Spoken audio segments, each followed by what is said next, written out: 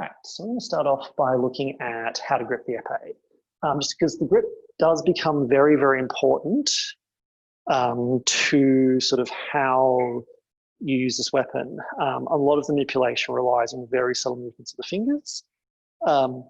If you think of like saber or single stick, or even cane as good for really training gross motor movements, epee, foil, dueling sword, whatever, is really, really good for fine movements of the tip, and also for reflexes, because the weapon is so freaking light that you have to be able to react fast. Which is also why it's generally recommended that you start with a foil, because it makes you, or gives you a lot of good habits for defense. Anyway, to grip the weapon, it's relatively similar to how you grip any other weapon. Start by running your thumb down the back of the handle and placing it probably just below the hilt, maybe a little bit back. Depending on your hilt, there should be a nice flat bit for it. You then take your pointy finger, so this finger here, and use the pad of that to pinch the top and the bottom of the handle between the thumb and the finger to basically stabilize the epee from top and bottom. And then you take the pad of the finger and push the epee handle into the palm of your hand, and you've now basically stabilized it from each side, each of the four sides. You then take your rude finger and you do basically the same thing as the first finger. Just pressing, holding it gently. You actually want to hold the epee quite gently. If you hold it too tense, one is it slows movement, because the first thing you'll do before you move, or as part of moving, the first thing you'll do is relax your grip, which means that you can kind of cut out the middleman a bit by just having a relaxed grip to start with. The other thing is having a really, really tight grip is really, really tiring. So you want to have a nice loose grip to kind of conserve energy. The other thing as well is if you have a very tight grip, it might feel a little bit more solid in your hand, and it might be a little bit harder for your blade to be knocked aside, but it does mean that when your blade is knocked aside, it also becomes drastically harder to recover. So, relaxation is the key to good movement. The bottom two fingers, so your ring finger and your little finger, they just sit very relaxed. They don't actually do anything to stabilize the epee. You should be getting all of your epee stability off these two fingers, and also actually wheeling off your wrist, but I'll get to that in a minute. These just sort of sit there to give a little bit of extra support in case you need it.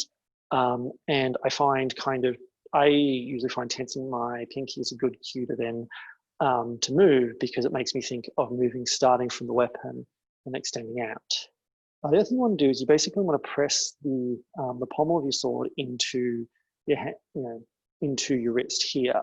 And from what I understand, like the Italian fencers actually would have wrist straps to give extra stability to the swords. And this means that you've got a very, very straight line along your forearm through the blade. And that becomes very, very important for hiding your hand behind the guard, because in dueling sword, the hand, or just like the sword arm, is the primary target, to the extent where a lot of manuals say, when you're going to come on guard so that you can lunge to the sword, the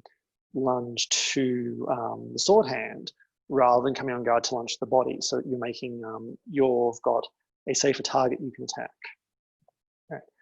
All right. So that's kind of roughly how you grip the weapon.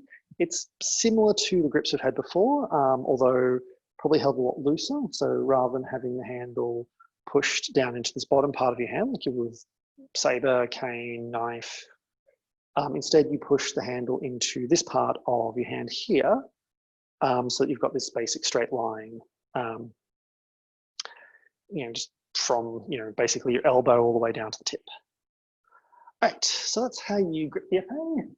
So I'm going to give everyone a chance to ask questions. So you're going to type your questions in the chat to give you some time, including an epee fact, which, of course, as soon as I commit to doing it, all of the facts fly out of my head, which may or may not be grounds for a duel, although that'd be a duel with myself, which I guess is, I don't know, is maybe a bit too esoteric. But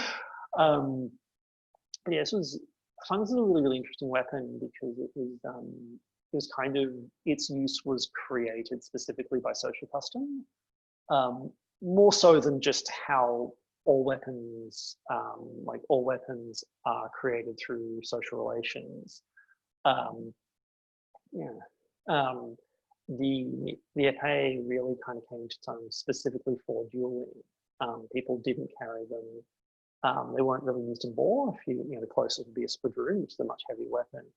But this was just a weapon that kind of hung around for dueling, which was technically illegal, but socially really, really important.